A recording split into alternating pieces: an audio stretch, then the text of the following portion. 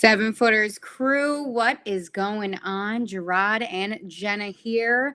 I am remote from a Connecticut hotel, so don't call me out for any issues here, okay? Okay.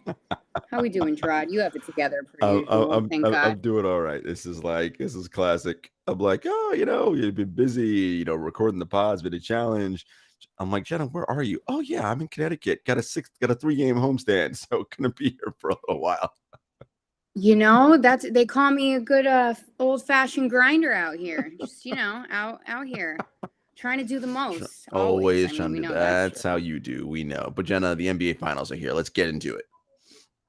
Yes, let's get into it, guys. Like we said, it's been a challenge with our schedules to record, but it's the NBA Finals. We had to squeeze this one in because we got game 3 on the night that we're recording this on Wednesday, June 7th.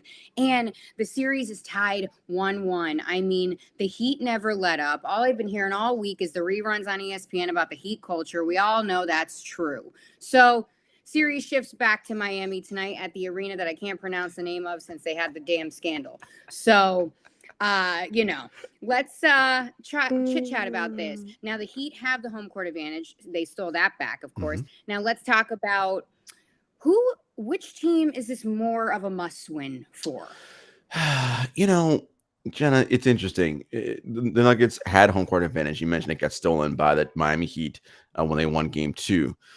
Had the Nuggets gone up 2-0, um, a small number of outcomes for this finals is what I would have predicted, being that a 2-game lead is a lot to overcome. Not that the Heat couldn't because they're very good, just that when a team's up 2-0, it just creates, more of an advantage for that team, particularly if they're the team with home court advantage, winning their first 2 games at home. Now that it is 1-1 and the Heat we're back in Miami for game 3, any number of scenarios is possible in this series, and I wouldn't be surprised.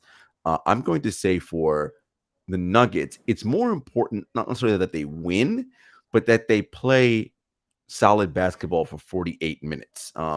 Even though they won game 1, Michael Malone came out and said he was not pleased with the team's fourth quarter effort. It just didn't matter because they had a 21-point lead and the Heat couldn't catch up. Well, they had an 8-point lead going into the fourth quarter in game 2, and we know what happened there. The Heat went gangbusters, went up big. The Nuggets even made their way back and it was a one-possession game late, but they weren't able to knock down the final shot. The Nuggets need to, Jenna, be much more locked in with their game plan defensively, what they're supposed to be doing, and just not making mistakes. This is the NBA Finals, so I would say it is important that the Nuggets play well for 48 minutes and are locked in. And I would say for the Heat, it's probably if they win and they go up 2-1, that's better for them than having to chase from behind being down 2-1. Absolutely. And who was it that skipped media last game? Was it From the last game? Nuggets post game. So I believe Aaron Gordon skipped. I believed Michael Porter Jr. might have skipped as well.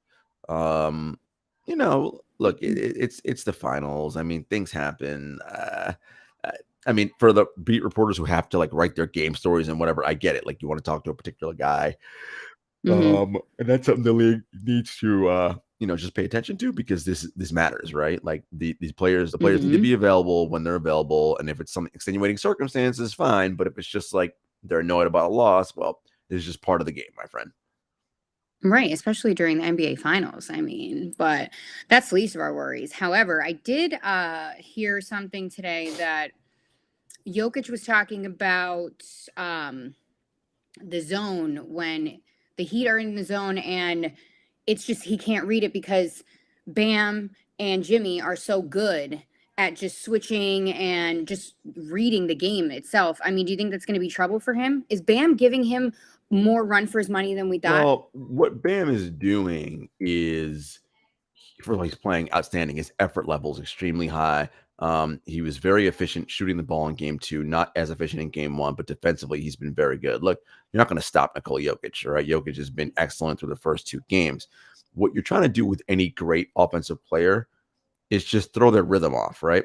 Because what happens is when they get a steady diet of something, they just get comfortable, and you want to make them uncomfortable. That's the goal. You're not going to Mm-hmm. stop Nikola Jokic. You're not going to stop Steph Curry. Like these great players, you're not going to stop them from doing anything.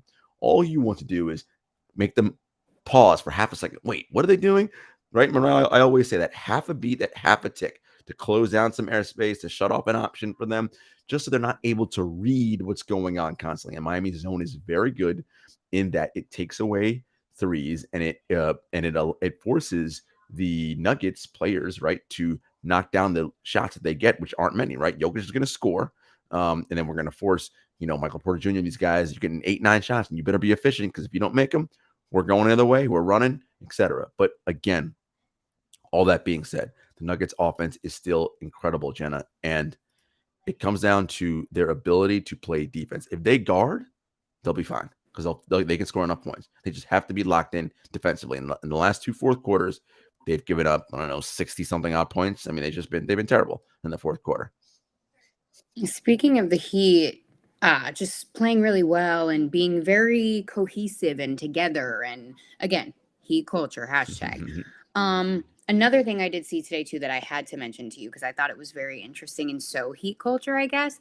I think it was Brian Windhorst that reported because he's been covering Miami, of course, following LeBron since forever. So he said, I don't know if you've ever heard this. You probably have because you're a basketball encyclopedia. He said that the Heat culture, that Pat Riley's Heat culture is so, I don't like the word strict because it sounds mean, but like so by the book that both him and Eric Spoelstra weighed the same that they have, that Spoelstra weighed when he was in Portland and that Riley weighed when he was like, I don't know, a certain. Right. I thought that was the craziest thing I've ever Look, heard. It's not surprising. And they weighed the players. Of course. The Heat have a famous conditioning and body fat test. If you cannot pass those tests, you cannot play for the Miami Heat. They pride themselves on being the most conditioned and physically tough team in the NBA. That is their calling card. That is their identity. That is who they are. That is hashtag Heat culture. It is also, as we talked about, Jenna, a culture of accountability. Everyone holds everyone else accountable. So a player like Jimmy Butler thrives in that culture because we've talked about him before. Jimmy loves confrontation and he loves to win, and he's like in the grind, in the dirt, in the mud kind of guy, right? He doesn't view himself as an NBA superstar. He views himself as someone who was a 30th pick and had to grind for everything he's got. And so when your best player is working that hard, as Bam Adebayo is too, well, how can the 12th or 15th man not work that hard? They have to, right?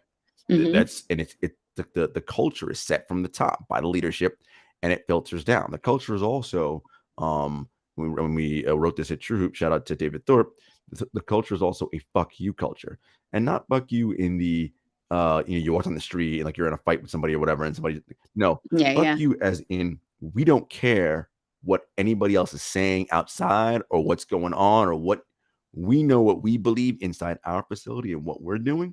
We believe in that, and we're going to stick to that and what's going on in here. Whatever else is going on out there, whatever y'all thinking, fuck you, fuck y'all. It don't matter.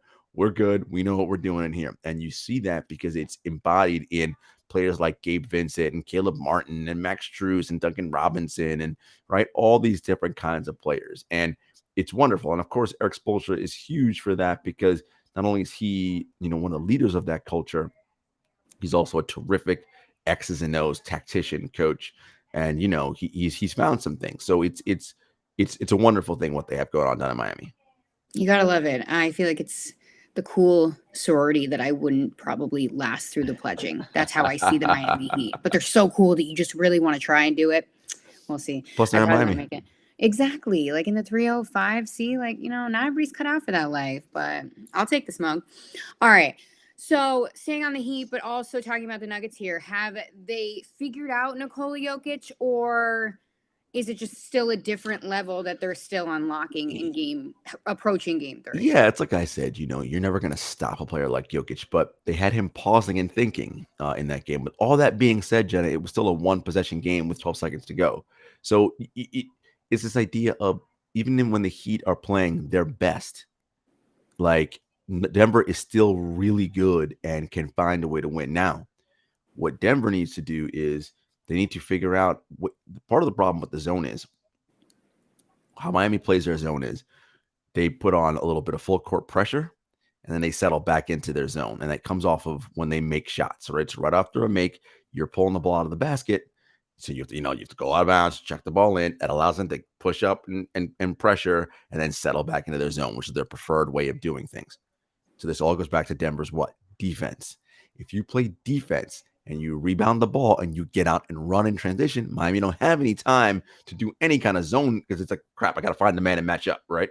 So the Nuggets need to make sure the pace is staying high and getting higher up on the pace. For as far as Jokic goes, I mean, I think as his comments you mentioned about what Windhorst said about, difficulty reading the zone because Jimmy and Bam are so good. But Jokic is super smart, a super fast processor. He's watching film. He's seeing what they're doing.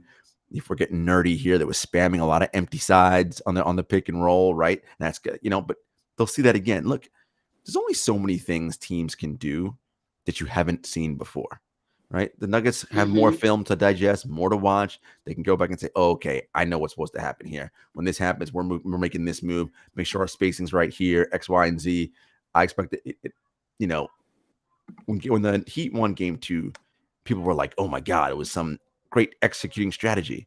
It wasn't so much as that, as they just played harder and better in game 2. And Right. guess what? Denver's got to play harder and better in game 3, right? If they execute their plan the way they can and play harder and better in game 3, they'll probably see a much different result than they saw in game 2. Right. And I mean, it's a tough sell right there. You don't want Michael Malone, So annoying. bashing you post game presser. That was tough. That was really tough. I mean, look, I'm not. Look, Kentavious Caldwell-Pope and Michael Porter Jr. did not play well in game 2. I'm not sure I would have called my team out in the NBA Finals like that in public twice during the in-game interview and in the post-game. I might have opted for something different. But look, he knows his team. Perhaps that lit a fire under them. Perhaps they're, I talked to, I heard from a Nuggets player, and, his point about game 2 was we just didn't come out with the right energy. We were just too loose all day before the game. And I'm like, it's the NBA Finals. What you mean too loose? Right. Like, there's no that more casual vibe. There's no more basketball after this. Like, that's it. Like, this is it. You lose now, you ain't winning no championship. Like, and this idea, again, I say this all the time, Jenna, and you know it. There's no guarantee you coming back to this stage in the rest of your career. You don't know. This may be the last time you ever played an NBA Finals. Listen, man, you better seize and recognize this moment. That's it, because look how fast it can switch. I mean, Jimmy Butler didn't even play 20 games in the regular season, and the Miami Heat were arguably not good. Arguably, not me. But and then they come in the postseason and they show up when it matters. But let's talk about adjustments on both sides. What adjustments need to be made that could be crucial to a win in game 3? I think, again, defensively, the Nuggets need to stick to their game plan. In the fourth quarter of game 2, Jenna, the Miami Heat ran their wide pin down, I want to say 2 times in a row. And the read on the pin down for Duncan Robinson is that if he curls, like he's heading towards the basket, you switch. If he lifts, right, when he hangs back behind the 3-point line, you don't switch because the trailing man's got him. Well, Bruce Brown and Christian Brown, 2 plays in a row, inexplicably, I'm like, guys, what are you doing here? And again, in the playoffs and in the finals especially, where possessions are so critical, right? You play those 2 possessions better, Miami doesn't get shots. What did I say the game was 12 seconds left? It was a 1-possession game. Maybe the game is tied at that point. Or maybe you're up. It's possessions are so critical. And you can, especially, look, you're not going to stop. You're not going to pitch shutouts in the NBA, right? That's not how basketball works. But you cannot have gaffes and errors that lead, it's your fault. The easy shots are because you are not following and you're not disciplined, right? It's on you to be disciplined and locked in. And look, it's tough at the time of the year. Guys are exhausted, played a ton of minutes, but this is for the championship, man. As I said, you may never, ever play on this stage ever again in your NBA career. Nothing's promised. There's this idea look, LeBron James and Steph Curry and all these people got you fooled thinking you're going to make the finals every year. No, They make the finals a lot. You ain't making the finals a lot. So when you have your chance, you better seize the moment. Exactly. And speaking of Steph, the Warriors are a prime example of making the finals one year and then not completely being, just bounced out early in the second season after. So, all right. Adjustments on the Heat side? We didn't on the Heat side, honestly, they just need to keep doing what they're doing. I think they have an identity. They know what they want to do defensively. They're going to keep throwing that zone out, but not all the time. They're going to throw wrinkles in every now and then. They're going to force Hmm. other people to beat them. Aaron Gordon, Michael Porter Jr. Michael Porter Jr., by the way, has not shot the ball well through 2 games, but, 3-pointers have a high variance. He can get on a scorcher and be lights out from 3. Hmm. They're going to force those guys to make plays to beat them. Jamal Murray's got to be a little bit more activated, I think. And so the Heat watch that. I think they're going to keep Jimmy Butler on him. Hmm. But the Miami Heat just need to continue to do what they do, play their style. They're going to shoot a ton of threes. And if they make a lot, they're going to be tough to beat. But look, the 3-point variance is a strange thing, man. Miami shot better this postseason than they have all regular season. I don't expect them to have, a whole series of shooting 50% from 3 or high 40s. They have another off night from 3 like they did in game 1. You got to seize that opportunity if you're Denver. Hmm. Imagine your guy, MPJ, with a ring. Listen, Who would have thought we would be here potentially? well, he's got a lot of talent. He just, there were a couple defensive plays that he missed there. He needs to be a little better on that, and then he's got to start knocking down some shots, and I believe he will. And also, too, props to Jamal Murray. I mean, to tear your ACL that way and then make this type of run. He's averaging like what, 25, 27 points? 28 points a game. He's been great. Jamal Murray's been excellent. God. He has proven that he is one of the NBA's best shot makers when he's got it going. And look, they're going to need him to play at that level. Like, he's got to do that. The other part of your Denver and your Michael Malone, look, it's clear that he's decided that he's going with those 8 guys. Why did you trade for Reggie Jackson and Thomas Bryant if you're not going to play them? Right. Like, I mean, he didn't trade for them like Calvin Booth did, but it's like, bro, like, I just, listen, you have some options you can get to on the bench that I think, because the big key to Jenna is that there's a stat that floated out there. Miami Heat's like plus minus throughout the playoffs. First 3 quarters has been generally minus, but in the fourth quarter, it's like plus 90 or something like that. And it's like Spoelstra finds ways to get Jimmy and Bam rest so they're able to play and make those big plays late in the fourth quarter. At this stage of the season with the NBA Finals, it comes down to 1-2 possession games. Who has enough energy and who's fresh enough to make the right plays? Mentally fatigued players, Jenna, make physical errors, right? That's how it works. Oh, crap, I was supposed to switch there. I didn't. Like, all these little things. And so, look, Malone's been leaning heavy on his guys in terms of their minutes. And I know usually it's like, oh my God, when Jokic goes to the bench, it's disaster. But they played well with him off the floor. Yeah. Malone has got to trust that his guys can run their stuff and do what they have to do. Make sure he's getting rest in the right moments for his 2 big guys, so that come the fourth quarter, they're ready to roll. Yeah, and it's a matter of 2, like, it's pretty unacceptable in the NBA Finals to have Jokic dropping 40 and then you still lose a game. So, got to be better. The Nuggets needed to play better. I mean, remember that game, game 2, the Heat jumped out to a double-digit lead. Now the Nuggets fought back and they went up double digits, but then you gave it up again. Yeah, Look, teams go on runs. We know that, but that was not a championship type effort. The Nuggets played that game like it was just some regular, Wednesday game against the Heat. No, my guy, game 2 of the NBA Finals. Hopefully tonight in game 3, the alarm bells will go off in their head and they're like, oh, no, this is serious. We go down 2-1. We are 2 losses away from that's it. No NBA championship. Especially against the Heat. You don't want that. Especially a team like the Heat who will do well as front runners and who you have to beat them. They're generally not going to beat themselves or quit or any of those kinds. First of all, no players quit, but you know what I mean? They're not going to do any of that kind of stuff. So if you think you are the better team, and I believe the Nuggets are, you have to match their intensity and effort. And the Nuggets did not do that in game 2. 100%. Let's switch gears and talk about the Heat because I don't know. Maybe Jimmy Butler's ankle is still bothering him. He's been a little slow to start the finals. So, role players. I hate that word, yet But it's what it is. Needed. Who needs to knock down shots tonight? Really? I mean, the Heat players the Heat role players need to do what they've been doing all postseason, which is star in their role. Look, sometimes you're going to make shots, sometimes you're going to miss shots. The problem is, if you are not making shots, you have to find other ways to impact the game and help your team win. That is the name of the game. And That is what great players do. My shot's not falling. Okay, I'm gonna guard the hell out of my man. I'm gonna rebound like an MFer. I'm gonna dive on the floor for loose balls. Whatever it is, so we get extra possessions. We love the saying, make or miss league. Okay, well, when you're missing and you're not scoring, okay, how can I impact the game and help my team win? If you can't, then you're a liability on the floor. Then what are you doing? You're not making shots and you're not defending, you're not rebounding it. Well, then you're nothing.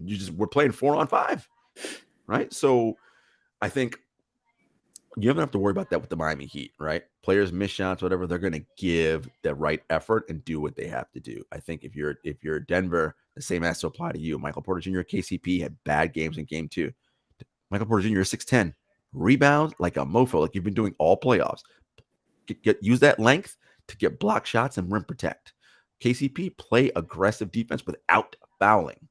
Again, there are ways you can impact the game if your shot is not falling. And then eventually your shots will fall, right? Shoot the ball with confidence. They will go down. Everyone knows you don't miss every shot, right? Shots will start falling again, but you got to stay engaged in the game. And I think that's a big thing for the Miami. Again, the Miami Heat don't have to worry about that. Their guys are going to stay engaged no matter what. That's how they're coached.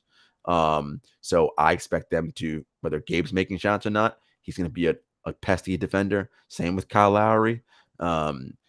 Caleb Martin, depending if they start Kevin Love or not. But when he comes off the bench, he'll be ready to do whatever he has to do in his minutes.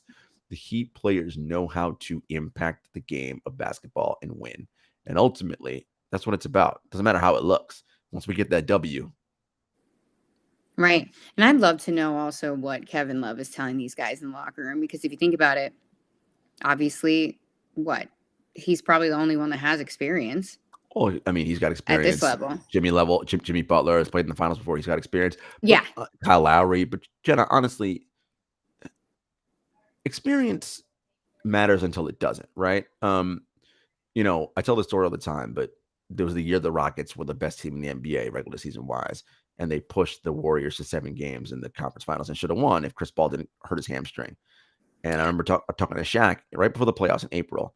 And I was like, he was listing contenders who we thought was contenders. And I was like, you didn't mention Houston. He goes, they don't have championship DNA. And I was like, but Shaq, nobody has championship DNA until they win a championship. He was like, good point. Right? Like that is, and of course he didn't Shaq voice, good point. No, for real. So it's experience and all that. Yes, that matters, but they're just mistakes, right? Like rookies make mistakes, young players, veterans, everyone makes mistakes. The hope is that the more time you've played, the smarter you've gotten around the game, the more knowledge you have, the less mistakes you make. But just because you have finals experience doesn't mean you're not going to make mistakes. Hello, Contavious Caldwell-Pope. He's cast finals experience. He won a championship with the Lakers in the bubble. He was horrendous and made all sorts of mistakes in game 2. So it doesn't matter who has experience per se. It's who understands what the job is in the moment, who is on their game both mentally and physically. And Jenna, again, at this time of the year, it is hard. These guys have been playing ball since training camp and since the regular season started in October. They are exhausted. Okay? They are mentally and physically beat down. So it's who can summon up enough to help their team get over the finish line. It's going to be a scrappy one, for sure. That is a prediction. But on the real predictions, let's hear it. What do we got? Game 3 and series. So game 3, I do think Denver comes out better. I think they win tonight and they go up 2-1. I think this series is going long, 6 or 7. I do think, Jenna, look, the Nuggets are the better team, top to bottom. But the Heat have Heat culture. They have Spo. They have Jimmy Butler. They have Bam Adebayo. They have Kyle. They have just a bunch of guys that know how to make winning plays. And so I could see this stretching to 7. And we know the Heat can win game 7 on the road. We've seen them do that this playoffs. Right? It's almost like they like it. It's like, can you all stop torturing us? After having a 3-0 lead against the Boston Celtics, the Celtics ripped off 3 straight. And the quote-unquote momentum was all on their side. But Miami went into Boston on the road in game 7 and put the beat down on the Celtics. And it's hard to play at TD Garden. It's hard to play anywhere on the road in game 7, right? It's just difficult. So the Heat ain't going to be fazed by no moments. Look, you have to beat them. if you want to win. You have to, right? Because they're not going to beat Mhm. themselves. So I say 6 or 7, but I'm going to say still Denver finds a way because Nikola Jokic is phenomenal and he will find a way to get his team over the hump. Okay, I am going with the Heat in Game 3. I think they're back in Miami. They're gonna ride off that last win, and then I'm gonna say the Heat in 7 because Wow, you I like it. You're liking Jimmy Butler and you crew. just love to see it. Also, what's the status with our guy Tyler Hero? What's the vibe? I've not heard about game 3 yet. I'm sure he's going to test it. I have not got any pings or alerts, so I don't know if he's going to play game 3. Doesn't seem like it yet. Maybe he's on the floor warming up right now, checking it out. Mhm. But so far, nothing. Speaking We of will. pings and alerts, oh, Yeah. go ahead. Well, you got something? What happened? Um, Chris Paul Oh, Chris waived. Paul. Yes, but yes, true. It did wave, but I just got another alert from Shams, which is that they're exploring multiple options, which include a trade, stretching his contract, waiving, and re-signing him in free agents. But basically, what the Suns are trying to do, Okay. as we all know, the CBA was agreed to, and as part of the CBA, there's a new apron, a second apron for luxury tax. And what I think new owner Matt Ishbia and GM James Jones is trying to do is trying to get the team under that second apron so they don't have to get nailed with that second set of luxury tax. That's all. They're trying to save some money. So Yeah. look, they very well may trade wave. That may all be possible, but this is all a financial situation to save themselves some cash. Well, I mean, that's what happens when you pick up KD. You know, Ain't no cheap purchase. it's part of the deal. And that's it. But it is the NBA Finals. So game 3 will be behind us when we see you guys next. So Yeah, sit I with mean, us. We are winding down here. yeah, by the time we come back next week, it'll be, I mean, it could be closeout time for one of these teams. So stay tuned. Apple Podcast, Spotify, YouTube, Stitcher, SoundCloud, all that. At Seven Footers Pod on Twitter, at Seven Footers Podcast. No, at Seven Footers Pod on Instagram, at Seven Footers Podcast on Twitter, at JS Hector, at Gentleman Selly. And until next time, everybody, peace.